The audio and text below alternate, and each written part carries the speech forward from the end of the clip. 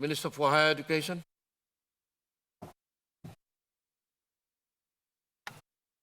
Thank you, Speaker.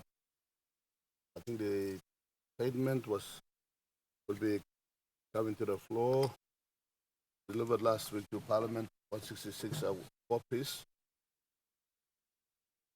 Mr. Speaker, I will seek the indulgence of the Chair and the Parliament to bear with me as I'll be delivering a comprehensive statement with regards the implementation strategy of the national sports policy or plan that the Right Honorable Prime Minister, Honorable James Marabe, presented, launched some time back. Mr. Speaker, it is with great pleasure I present a ministerial statement to this Honorable House as Minister for Sports. The statement I presented in the last Parliament session was on higher education, research, science and technology sector, of which I'm also a portfolio minister responsible. Before I proceed, let me take this opportunity to thank the Honorable Prime Minister, Honorable James Marabe, for according me the honor to serve under his leadership as Minister for Sport, as well as Minister for Higher Education, Research, Science and Technology. Sport growth and development synthesizes well with higher education, research, science and technology, as these two areas address one common factor directly, and that is integral human development. To some of us, integral human development is a religion. Mr. Speaker, let me take this opportunity to thank the good people of Kande for having faith in me to have me elected again to represent them in this honorable house. Thank you. Mr. Speaker, from the outset, let me inform the Honorable House of my utmost support for the Barbarossa government's development priorities for our nation, not just in sports, higher education, research, science and technology space, but in a holistic perspective, especially in agriculture and livestock, environment and climate change and other perspectives. Mr. Speaker, I fully embrace the strategic directions in Prime Minister's inauguration speech to the Parliament on the 22nd of August 2022, and I shall do my extreme best to make this statement bear fruit by my endeavors and successful implementation of the National Sports Policy 2020-2050 in its present form, or as reviewed in the 5 years ahead. To me, my managing, facilitating, supporting, and guiding sports to grow and develop is directly enabling integral human development in Papua New Guinea. And I'm cheerful and serious with this job, and I'm doing my best to make sure we achieve the objective. Mr. Speaker, through this honorable house, let me inform the people of Papua New Guinea that I have discovered the following in the sports sector. There is strong leadership and management in the sports sector in general, but specifically I am encouraged by the spirit, the energy, and the focus of each of the sporting federations in achieving their objectives, because I, having talked to them, interacted with them, met with them on various federates of sports in Papua New Guinea, Mr. Speaker, I can tell this Parliament that the young people out there are very enthusiastic. They have all energy, they have the spirit to move this country forward in terms of sports as long as we support them. Mr. Speaker, I am witnessing a strong sense of corporate or sports governance. As Portfolio Minister for Sports, I am proud to report that volunteers who are mostly passionate Papua New Guineans make up the membership of the boards, committees, and subcommittees of the Sports Federation. Their dedication is indeed encouraging and inspirational.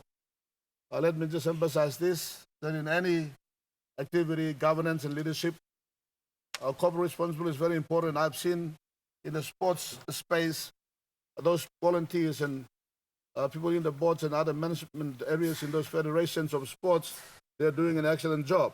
Not that they're perfect, but they're doing a good job, and I'm there to facilitate them. I've noticed that over 90% of leaders, managers, facilitators, and other key people in the sports industry are either temporary or permanent volunteers. These volunteers are fully committed to the growth and development of sports in the country. I've established that there are some very keen and strong supporters of sports in the country too, especially in the private sector and in the public sector. Most sports promoters and sponsors are from the corporate sector, and let me sincerely express my profound gratitude to all of them.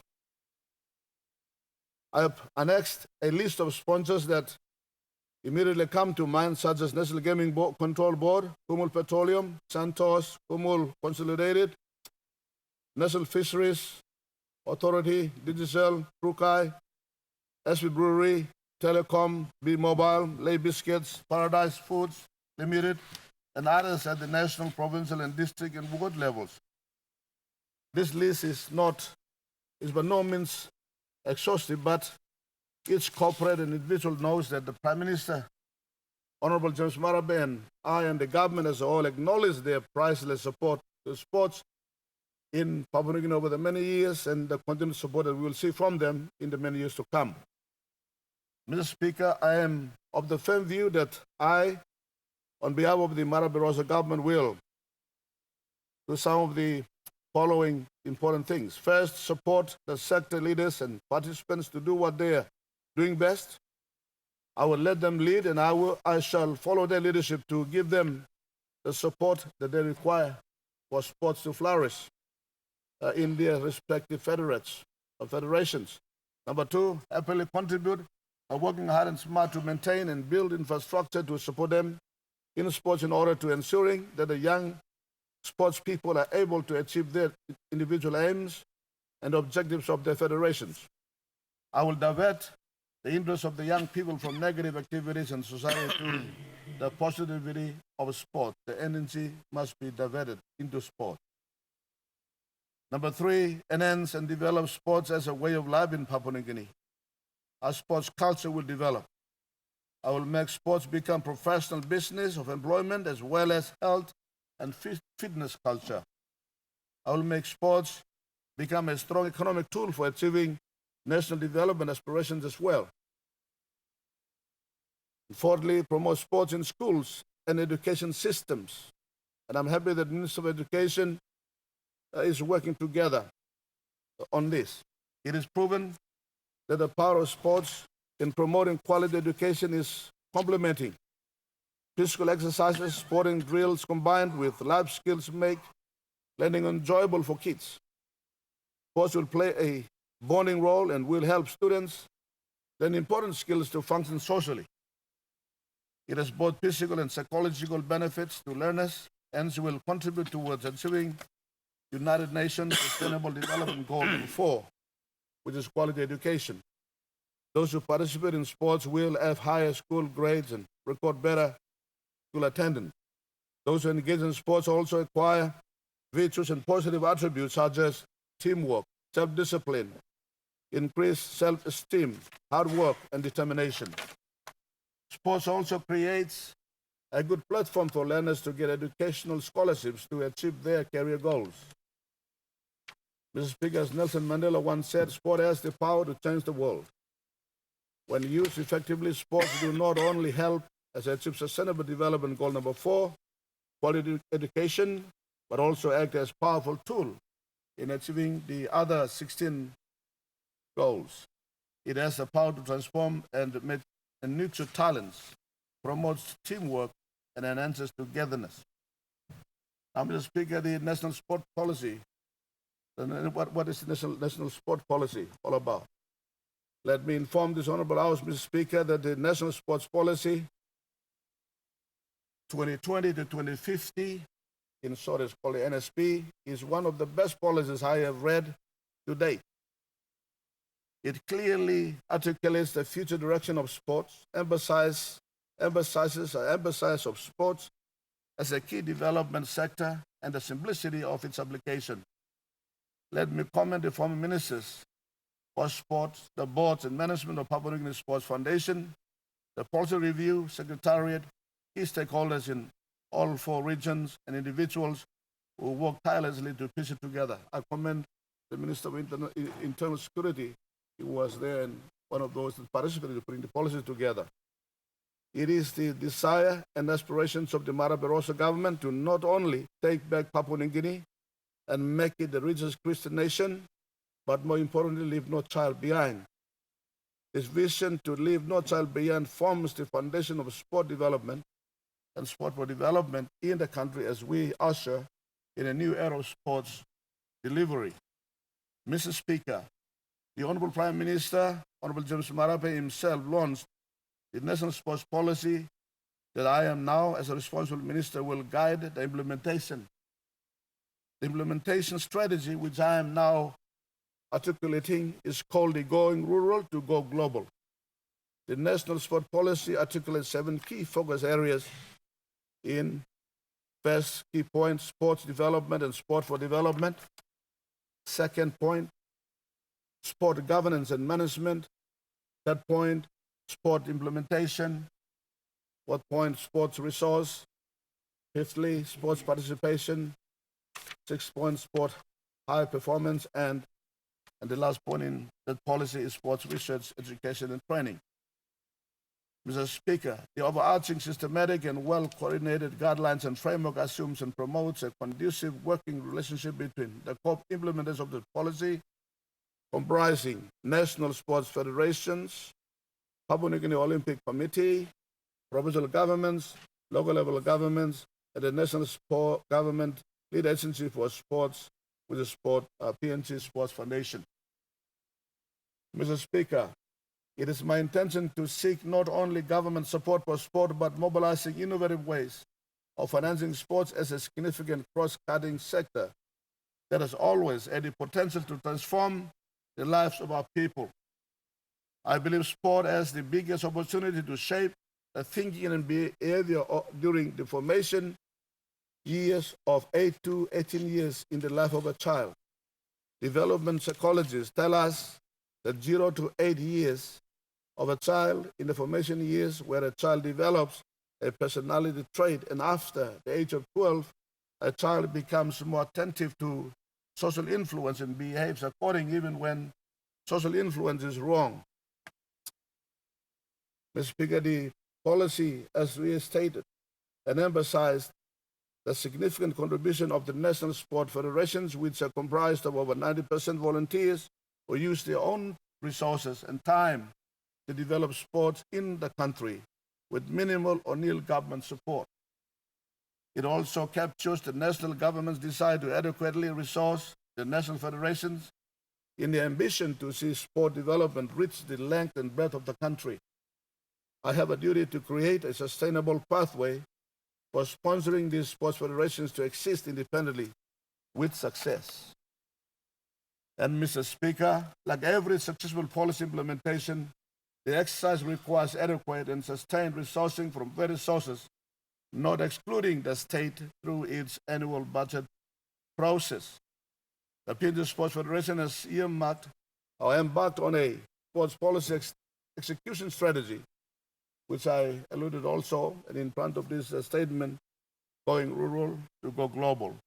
It is focused at leaving no one behind, but everybody is shoveled into every positive activity. So if you're not doing anything else, sports is the way to get involved. Mr. Speaker, the 30-year national sports policy, the 5-year corporate plan, work is in progress as I speak, and the Go Rural to Go Global strategy will in turn guide the organizational structural reform. The implementation of these plans must be made realistic and brought to fruition if all work together through an effective governance and sustainable resourcing system. We want to see sports grow, develop, and participated by many at the grassroots level, the district level, the local level, government level, the ward community level, and at the village where people get involved as a normal way of life. We envisage close and sustainable collaboration at all levels of government amongst the provincial, local, and district development authority levels of governance. The national government, through the PNG Sports Foundation, will work with them to build capability in the regions, provinces, districts, and ward council.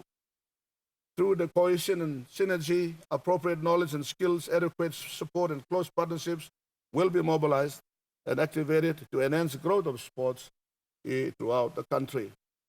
Mr. Speaker, there are over 40 sports federations in Papua New Guinea, and they will be able to drive respective sporting codes to newer heights when such conducive and facilitating climate is created.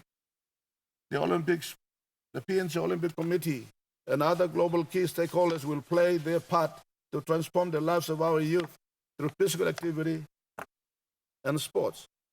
I have begun my work in the sports space to ensure we achieve the synergy and cohesiveness in the country so that we not only make sports a way of life and culture for the ordinary people, but give our athletes and sports people the necessary support to achieve high performance levels in the global competition. I talked about the national sports policy now. Let me talk about the rural. How do we strategize to go rural? Mr. Speaker, this strategy connects the entire sport value chain or the sport development process from the ward, village sport nurseries through to professional sport in the global arena. It provides a platform at the ward level for a 6-year-old to harness his or her knowledge, skill, attitude, self-discipline, and mental maturity through sports over a 10-year period. Not only will she or he grow up to be aware of the miracle of health and fitness skills and discipline, education and sports, but also be enlightened about the negative impact of substance abuse, crime, teen pregnancies, lack of education, and purposeless life, and so on. The enlightenment to steer clear of such negative aspects of life will help one learn and acquire understanding and knowledge, skill and discipline, vision and determination to succeed in a professional or amateur sport and pursue quality life in the absence of further education or formal employment. Mr. Speaker, the Going Rural to Go Global implementation strategy of the National Sports Policy 2020-2050 will have the following strategic approaches undertaken. The first approach, restructure and reculture sport.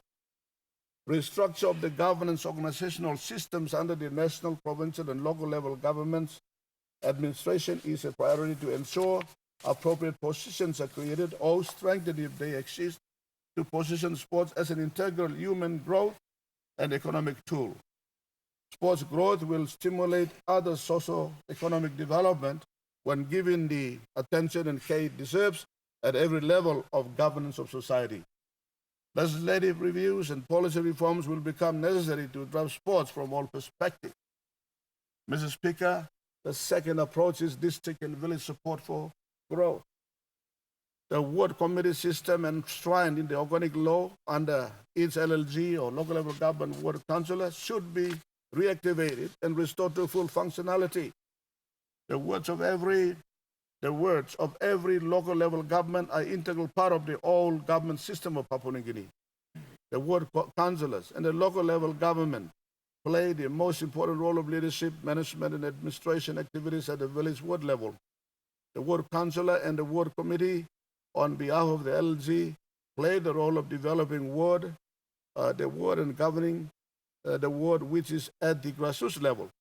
It's right here that the sports skills, talents, and aspirations must be harnessed, cultivated, and groomed.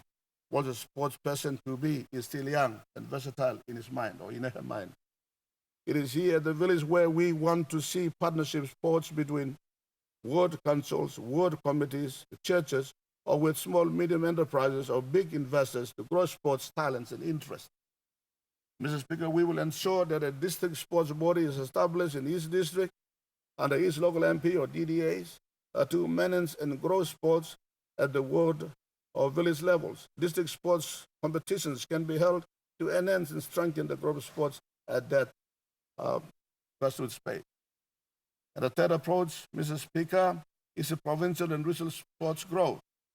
The provincial sports coordination and development bodies to work with various district sports committees to grow sports talent and skill.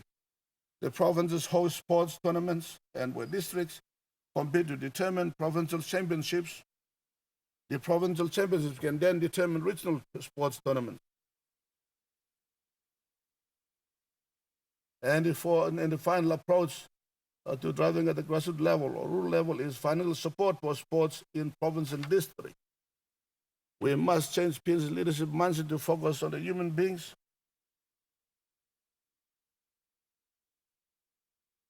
develop more than other aspects of development in areas in our country. In other words, the financial and human resources allocated to infrastructure and economic development should match equally important integral human development programs. Sports, skills, and talents development in our young must be given utmost priority at the socio-economic development level. The investor and corporate sector mind also should change to focus on sports at the grassroots level in terms of availing sustainable financial support. Mr. Speaker, the following are areas of financing modality to grow and develop talents and skills for sports and healthy lifestyles from the district or from the grassroots level or rural level up. First, if I may suggest, Mr. Speaker, the District Support Improvement Program or DSIP. This facility should help or should have sports as an important component of the fund that youths are engaged in sports at the wards and district levels. The youths today who find crime, lawlessness, and abuse of alcohol and drug, which are negative choices of life, more lucrative, can then replace sports activities, and the impact of positive sports attitudes as the preferred catalyst to divert the youthful energy to instead of these undesirable activities.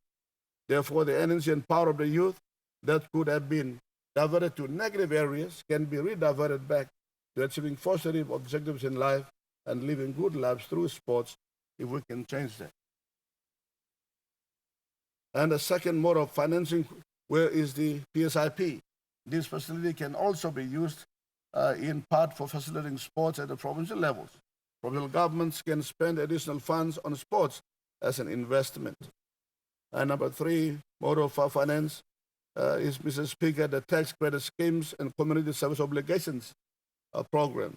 These programs should provide a reasonable component for sports in the local and provincial areas where the investments are located, as well as in other parts of the country.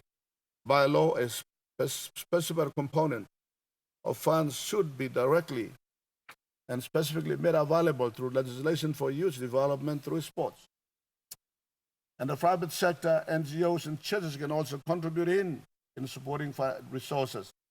These stakeholders can form partnerships at all three levels of governance with ward and district level, provincial level, or at the national level.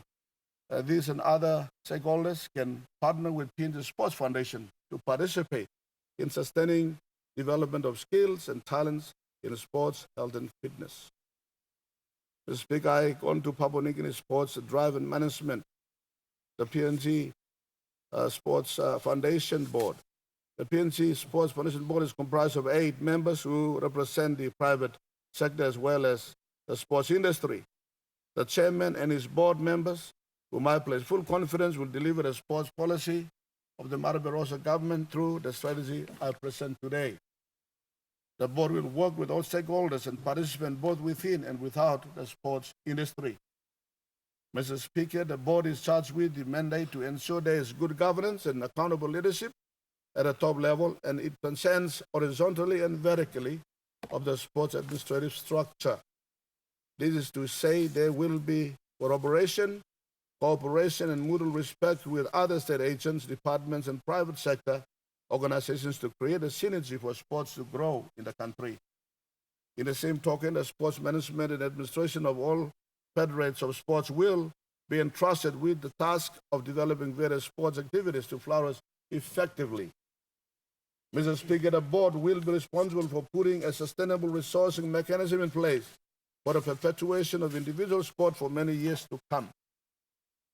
To create a sustainable financing strategy, the PNG Sports Foundation Board will closely guide the management team in achieving the following. First, national sports financing strategy. The management has been entrusted to create a long-term sustainable financing modality. The following options are embarked upon, and some of which I would like to say thank you to the Prime Minister, to the Deputy Prime Minister, and the Cabinet, the government, for already making decisions on them. First, the Mara Barroso government has allocated 10% of the proceeds of the National Gaming Board to be provided as grant to sports development every fiscal year. Mr. Speaker, let me emphasize this, that's never happened. In the past, the proceeds that go into the National Gaming Board as at other areas of expenditure except sports. But it is the first time that the Prime Minister himself, through his cabinet, decided that we must have a 10% that goes directly into growing sports or driving the strategy of sports that I am discussing with Parliament, Mr. Speaker. The Mara Barroso government has made available also another 10 million kina for building the Australian Football League, or Aussie rules. In other words, stadium in Port Moresby. Mr. Speaker, that money has also been made available because if you look at the other stadiums in Port Moresby and in parts of the country, we don't have a Aussie rules. And we are the champions, Mr. Speaker. It's good news for you. You probably might have heard it, Mr. Speaker. I tell you, we Papua New Guineans, we mosquitoes, we are the champions in the Asia Pacific region. We beat other countries and we are number one. And now we have to reward them. The Prime Minister has rewarded them with a stadium that will go out very soon. The Mara Barroso government has made a policy decision to give tax exemption to private sector and corporate citizens who support and promote sports in PNG. And that's already happened.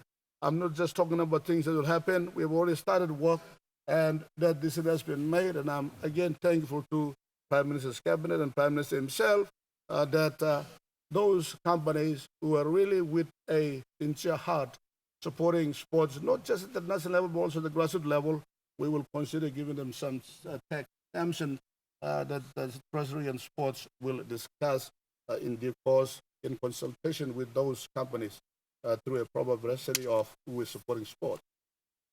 In the national support of grants and sports organizations like FIBA, International Olympic Committee, and its affiliate development partners like the Pacific Horse Partnerships, and carbon credit financing, or by the use of public intellectual property rights. Those are other areas that we're looking at how to create an innovative financing strategy. And of course, commercialization of sports facilities and assets. The stadiums, aquatic center, and other sports facilities can be turned into money-making businesses, and we have started work on that already, Mr. Speaker. The management will ensure quality is assured and quality management is put in place for proper financial audits and accountable application of resources. And at junior development, the young people, how do we develop them? I've given some pathway indications as to how we create a pool of talents at the grassroots level already. But Mr. Speaker, the management has been tasked to create more effective and vibrant pathways for junior development in the following ways. The management has been tasked to create more effective and vibrant pathways in this way and establish National Talent Academy. First, we would like to deliver a National Talent Academy so that all youths, they go through this process under a newly established National Talent Academy. PNG Sports Foundation, in partnership with some sports like AFL, soccer, rugby union, rugby league, and of course other federations of sports, will conduct development programs within schools and communities in all parts of PNG and tap into the bursting talents of our young people. Secondly, we'd like to create sports education sponsorship programs. We will create sports education programs in which the management will explore pathways of sponsoring young Papua New Guineans to study overseas but affiliated to playing club sports simultaneously in those countries. We intend to establish partnership and develop talent pathways with overseas sporting clubs through Papua New Guinea government sponsorship or via bilateral support, something we have already started to do, Mr. Speaker. Engage Papua New Guinea diplomatic missions to generate overseas interest in the development of sporting pathways, while locally, we will develop similar talent pathways that will be linked to the national talents pathways. And there's some of the I've mentioned there some of the partnerships approaches we propose to embark on will include partnership with Australian Rugby League clubs, partnership with Australian and New Zealand Rugby Union clubs, partnership with English and European soccer clubs, strengthen and build upon Pacific Australia sponsorship already existing Australian football uh, league, AFL, and this is one of the success stories like I mentioned earlier. Other modes of sports like combat sports, aqua sports, Olympic sports, Paralympic sports, and many more like archery, shooting, pool, do have special space in our PNC culture. Those guys out there in some parts of the country shooting at each other with bows and arrows, we put them to do archery and they'll shoot the archery and become sportsmen, women, or those that are trying to spear each other, we give them the jabbling and then go do the jabbling, you know. You know what I mean, Mr. Speaker? It's better to convert the energy applied on the negative areas. You convert the energy to something positive. So you want to spear your brother? Okay, now look, I've got this prize here. You can use a javelin and spear something or shot put. Some muscles, you know. For instance, canoeing. Mr. Speaker, can I tell you good news? You come to Canada, we are canoeing like you Manus people do. You know, I introduced a sports and competition in Canada last Christmas, and the women beat the men in the lake. So canoeing, wrestling, archery, javelin, shot put throws, running, and Ironman woman competition, and so on. As Papua New Guineans can it resonate very well culturally. Those things that we live with, the good thing is they're also competitive sports in the global arena, and we can convert them. So that's the focus that I'm going, Mr. Speaker. Encouraging, promoting, and giving Papua New Guineans a modern uplift in these traditional, culturally oriented sporting activities. And we will see our people achieve wonders in the long term if we continue to persistently promote sports in that perspective. Sports infrastructure upkeep and development, Mr. Speaker. We are thankful that we already do have some world standard sports facilities in Papua New Guinea. And that's very true. The Sir John Gas Stadium, the Tax Credit Stadium, which was Santos Football Stadium, the Gorga Sports Institute, Sayubit Mare Stadium, and other sports facilities in the provinces do position Papua New Guinea as a sporting nation. I'm grateful that such assets we do have, and I am very careful we do not lose them. Losing of these international facilities will only happen as a result of negligence due to maintenance and renovations. The Papua New Guinea Sports Foundation has the obligation to care for these facilities. Some of the financing plans I alluded to earlier will aid the maintenance and rehabilitation of this water sports infrastructure. As we decide to build new big capital projects, I will remind our government and the Honorable House that sustaining maintenance of existing assets must be given priority number one, let alone for sport. Mr. Speaker, development of new sports infrastructure also does require our attention. I, through the Mara Barroso government, will partner with all provincial governors and their governments, as well as the local level governments, to establish and maintain decent sports facilities, at least to preserve a sports field as the first step. I, through the Mara government, sports policy will implement the following sports policy interventions: establish a sustainable sports infrastructure and maintenance program for the worthy facilities that we have at hand. Open dialogue with governors and the local level government councils to position sports development in their jurisdiction in terms of creating sports facilities and providing sports fields. But most sports suffer from lack or absence of basic sporting infrastructure in both urban and rural areas. Schools in the districts don't have basic infrastructure to support a school and junior sports development. For instance, I'm informed by PNG Rugby League that the performance of the Kumuls and Orchids will not change if we continue to ignore school sports and junior development throughout the country due to the absence of basic facilities.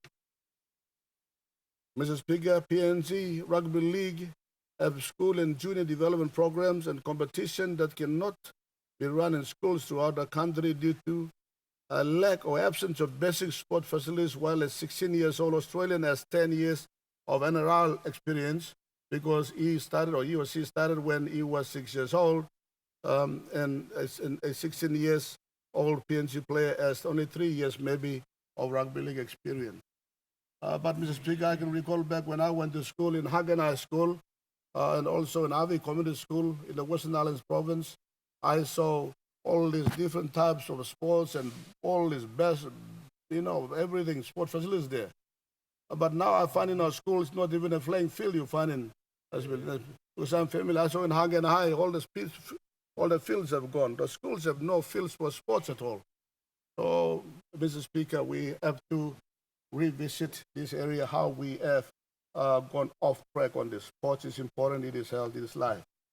Sports facilities development and school and junior development in all sports, including rugby league, is the only pathway to greater performance and achievements. It is not surprising that Kumul's continue to falter at international events. Kumul's performance at the highest level will not improve if we continue to ignore school sport and junior development pathways. Hence, my implementation strategy go rural to go global. So we are reviewing how we are approaching sports in general, including rugby league. The Speaker create new and strengthen existing dialogue with sports development partners to build new sports facilities.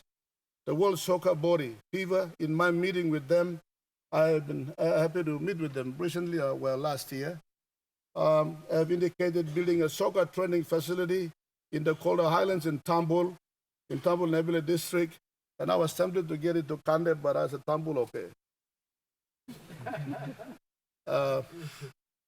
Because Kande, I think, is more colder than Tambul, but fine, I'll go to Tambul. Mr. Speaker, at this juncture, let me make a fundamental statement that the worthy people of Kandep, the great electorate that I represent in this House, have urged me strongly to lead FIFA to build a soccer training center in Kandep, which is on the other side of Mountain Gilaway, other side of Tambul. I have rejected the Kandepian proposition simply because Kandep has had recent tribal warfares that destroyed the National Agriculture Research Institute in Murib, close to our village, and primary school and church at Kitale, and trade stores and houses and lives have been destroyed, so that many lives have been lost by mere folly and stupidity of some stupid tribalism. Now, for me to establish an international sports facility, an important gift of FIFA will be rewarding trouble fights and deaths it costs. I will not be blackmailed by voters to reward the negative. I will lead the sectors and trust it to me such that the Maraberosa government does not reward destruction, failure, corruption, or the medicure. Therefore, Tambul we will build a facility in Tambul. Mr. Speaker, I will instead, through the stout support of the Prime Minister, the Pangu Party and other coalition partners in the Maraberosa government, I will partner with the FIFA to build the world standard soccer training facility in Tambul in Western Islands province. I will also work under the government to build a world standard Australian football a stadium here in Port Moresby next to Rita Flynn netball courts on the Colts ground. Mr. Speaker, the only sporting code that has done so well in any international competition is Australian Football League, Aussie rules. The PNC Mosquitoes are the world champions only outside of beating Australia.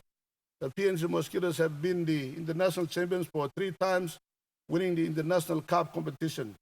The International Cup competition is a competition amongst 18 countries. These countries being Ireland, New Zealand, Japan, Tonga, Samoa, Nauru, Japan, Japan twice, Canada, to mention some of them. However, whilst other sporting codes have a stadium with modern amenities, AFL has had no proper field or stadium, and yet we are the champions.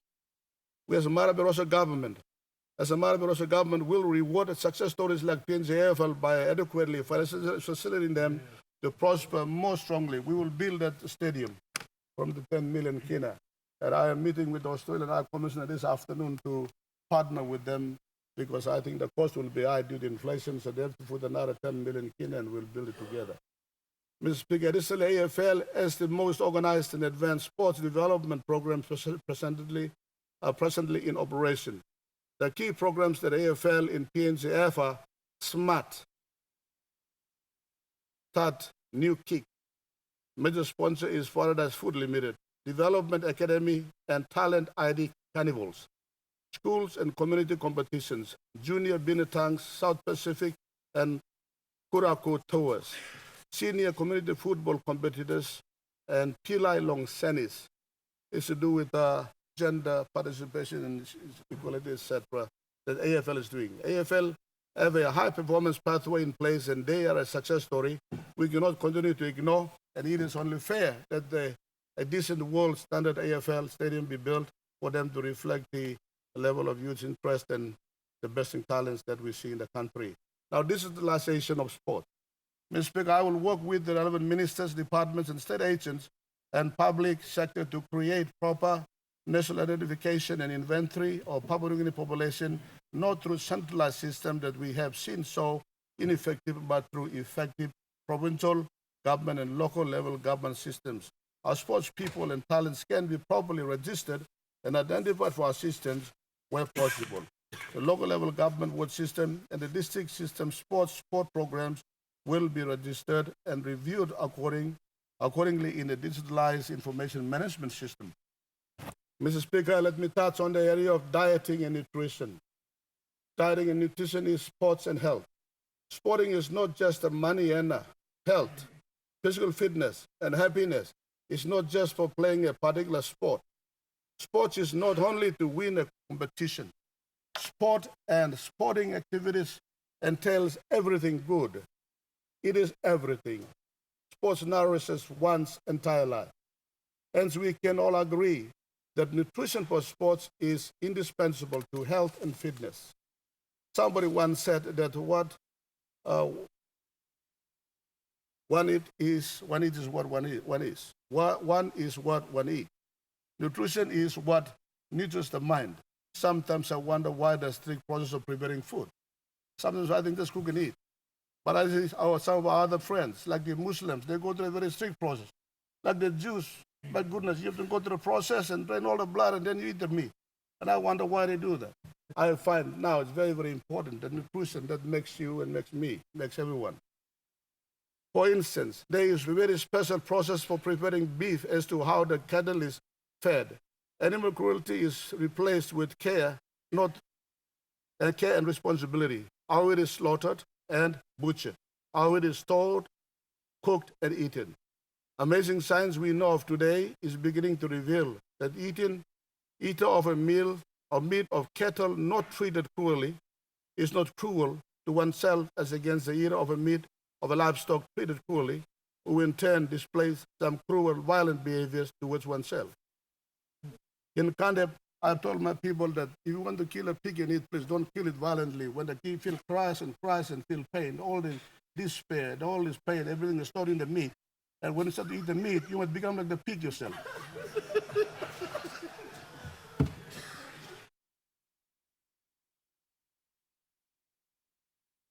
No wonder I hear at the International Food Forums, people talk about how to treat animals, not cruelly. One time there was this debate between Australia and Indonesia about how Australian cows were treated in Indonesia. And I was thinking, man, what is this? What? I mean, it's for edible. So what? How they treat it, they want to eat it. So why are you raising too much questions, Australia? Science is revealing that how you treat that animal. So was him good and nice, namas to make him good lamb. I mean, that good, you can meet lamb, but you was some too. Because okay, the energy him stuff was meat you can. So was you give them Harun, long them bella, them cry and sing out what them in that and this meat here, and some organ, this shock, energy will meat is stuff inside. You can get. And when you YouTube, I'm giving you by one kind also Mr. too. Mr. Speaker, we have challenges in PNG as to our diets and nutrition and the knowledge of it. We ought to improve on that. People's physical stature and fitness in general depends on what people eat. When they eat, beginning from embryonic development fetus to fetus development stage and on to reaching adulthood, quality dieting and nutrition is indispensable in human life. Like I said earlier, if the aim is to mold and shape quality human, we cannot feed ourselves with substandard diet or nutrition our entire lives and then expect super performance at events or enjoy quality life and longevity. We must now give up eating non-food substances like betel nut, drugs, or unhealthy foods like takeaways or steroid-filled chickens to eating quality food to achieve quality humanness in ourselves. Soft drinks and alcohol should be consumed less and given up, and more quality fluid should be taken instead. Coconut, good block, pulau. Mr. Speaker, I am doing through our education and research into the bitter nut. I have an hypothesis. I think bitter nut kills the wisdom faculty of human being. I think it neutralizes the neurological system of the human person, the thinking mind, etc. And I think we become like very medicure and complacent attitude because we eat too much bitter nut. We are chewing it and we have been swallowing it. And I'm going to reveal this research information to all of Papua New Guinea to see how it is affecting our intellectuality.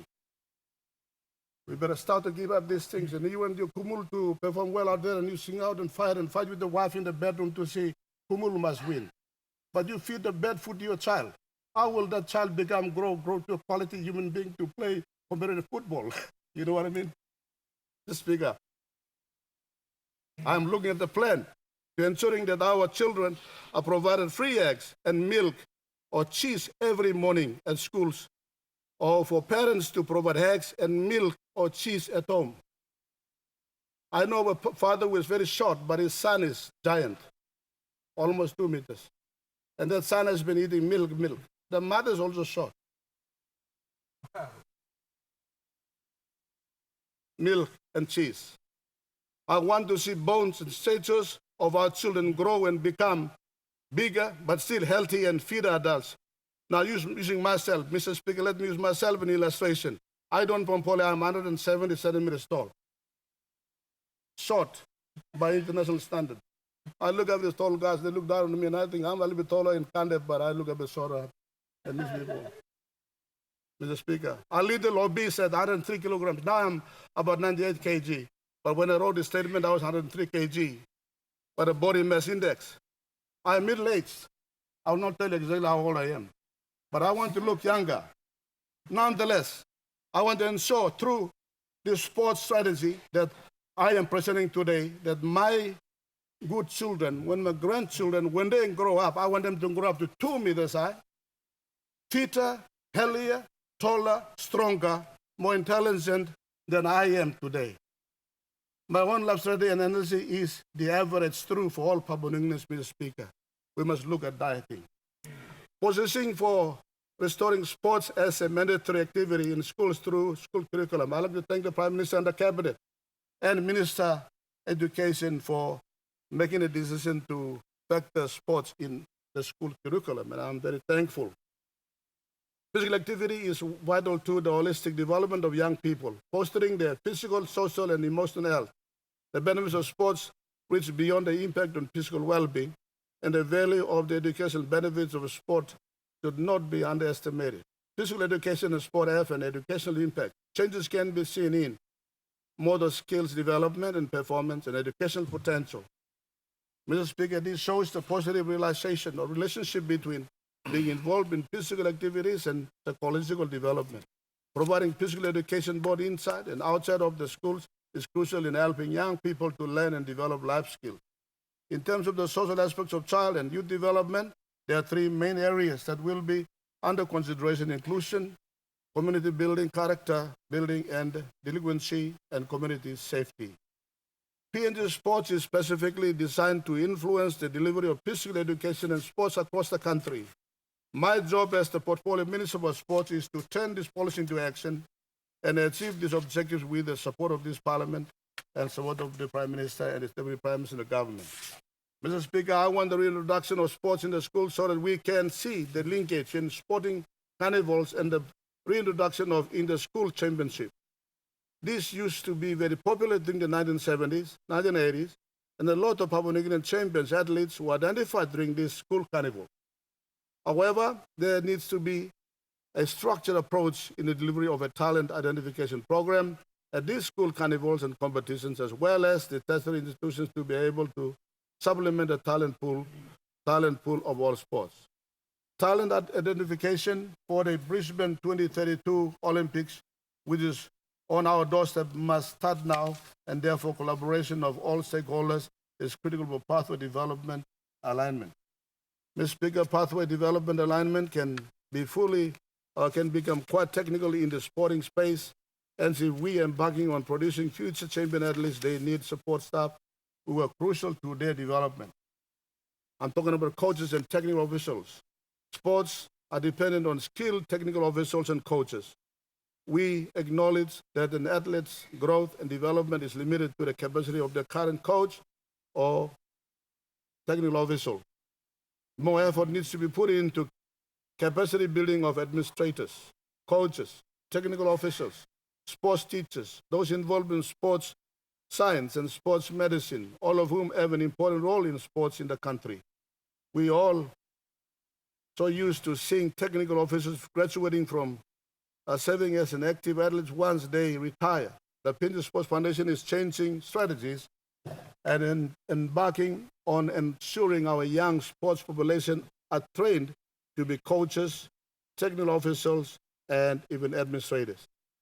This approach is being built on the fact that not everyone will become a champion athlete. However, if they can't, why can't they become a world-class technical officer at major international events or administrative or coaches? There is nothing stopping a young, educated Papua New Guinean mind in interpreting sports rules better. Mr. Speaker, the objectives of the Marabarossa government is to make sports, like I said, a culture. I'm doing everything I can to preoccupy the mind of our youths from 6 years up to teenage level and beyond, and with positive energy and goodness by harnessing the talents of skills and the sportsmanship in them. Mr. Speaker, let me repeat when the mind is filled with the possibility of health and fitness, sports and glory, education and employment, personal progress and development, the mind has no room for drug addictions, alcohol abuse, lethargy, or loss of self-esteem. Mr. Speaker, work in partnership with colleague ministers for education and Department of Higher Education, the staff, to ensure that the school curriculum does signify sports as a mandatory activity in institutions is very important, and I'm happy it's progressing very well. Now, Mr. Speaker, sports, science, and human movement. Listen, Mr. Speaker,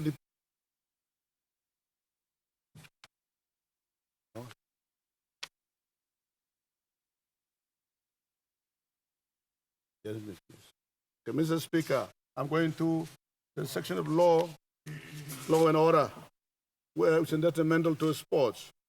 A good law and order condition is a key conductor for success in the youth and development of sports. We're working with police and local authorities to combat lawlessness, to create a happy environment for sports to flourish.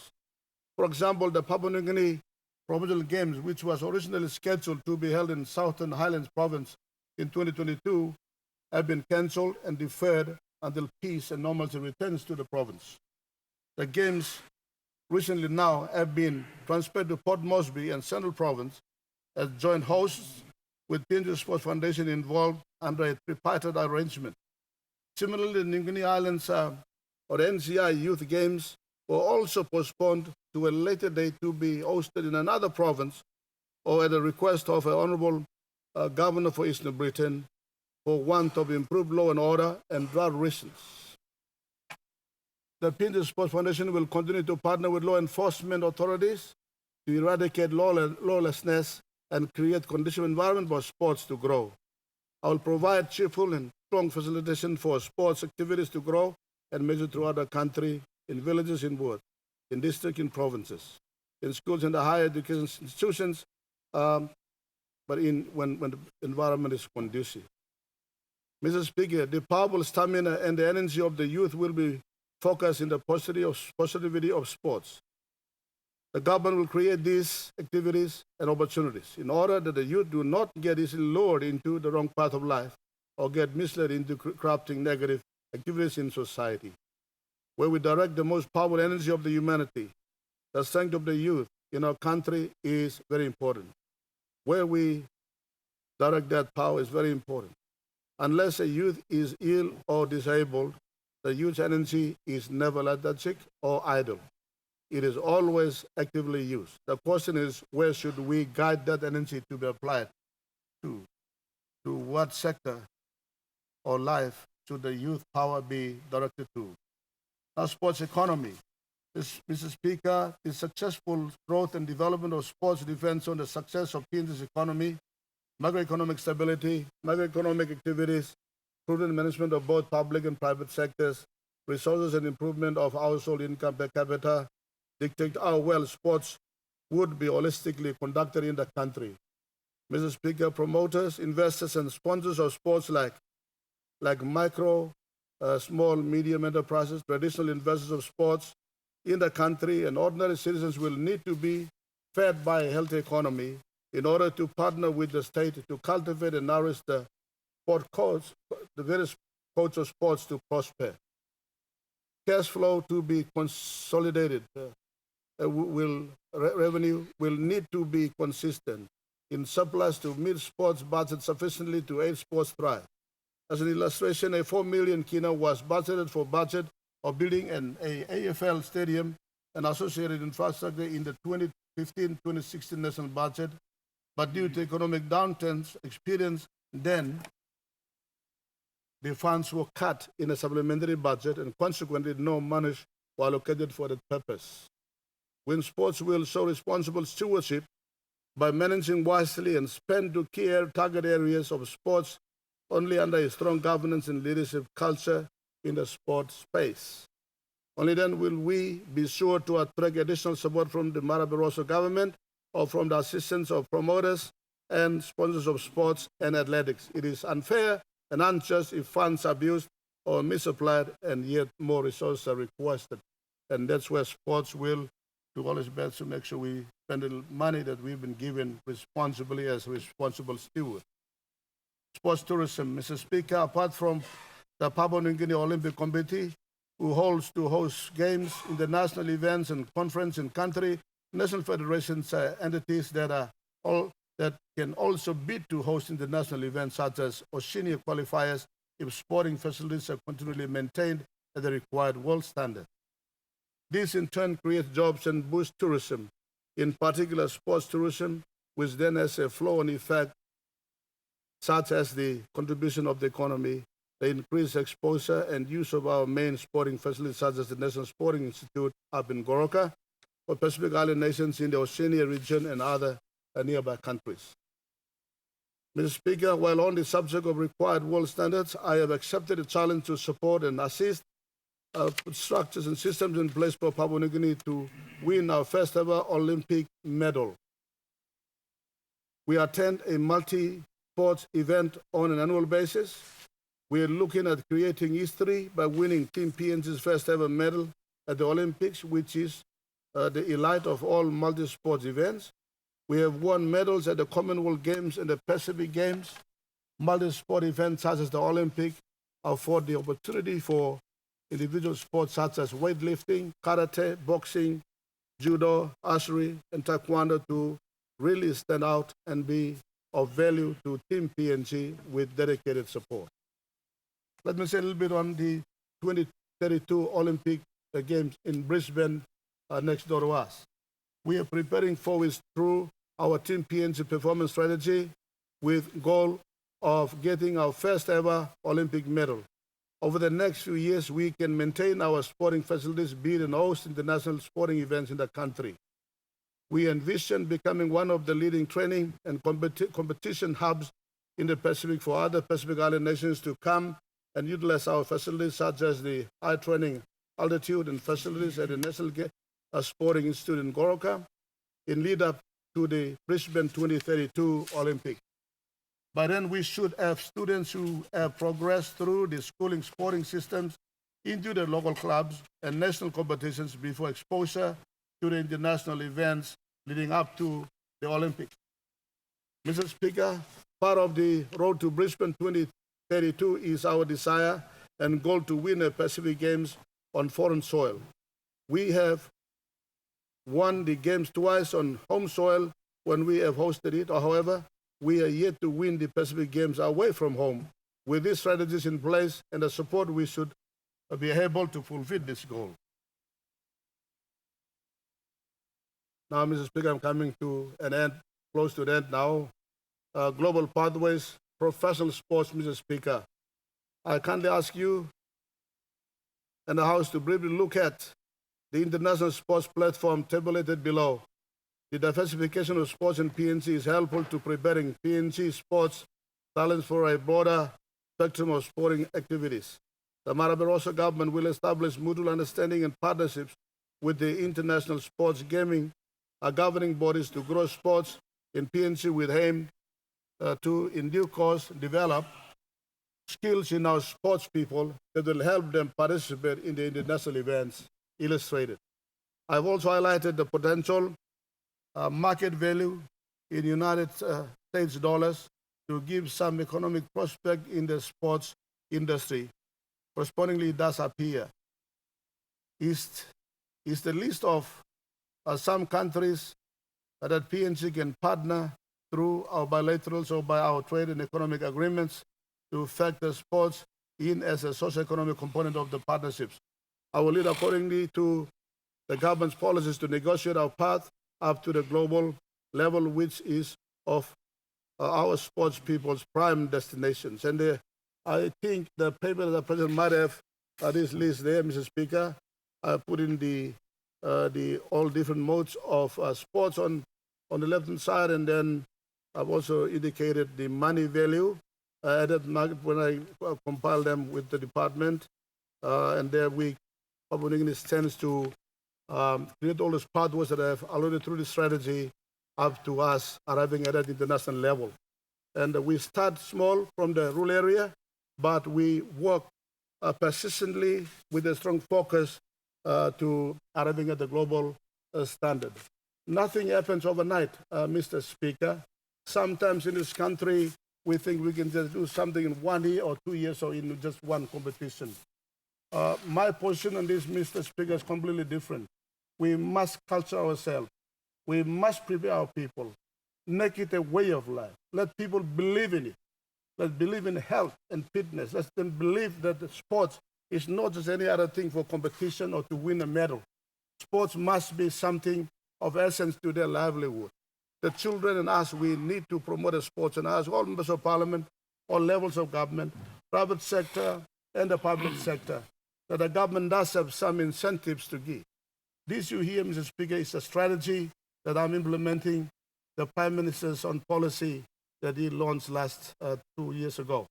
This is the strategy, and I've put a committee together. They're working as to how they will go step by step down to the grassroots level. So we convert our young people from doing the negative things into doing the positive things of sports, and we can become a better and healthy country, like the Australian Prime Minister said here. He said, a healthy people can have a healthy build and a healthy economy. And health we can attain through quality and active sportsmanship and sportswomanship. Thank you very much, Mr. Speaker. Thank you, Parliament.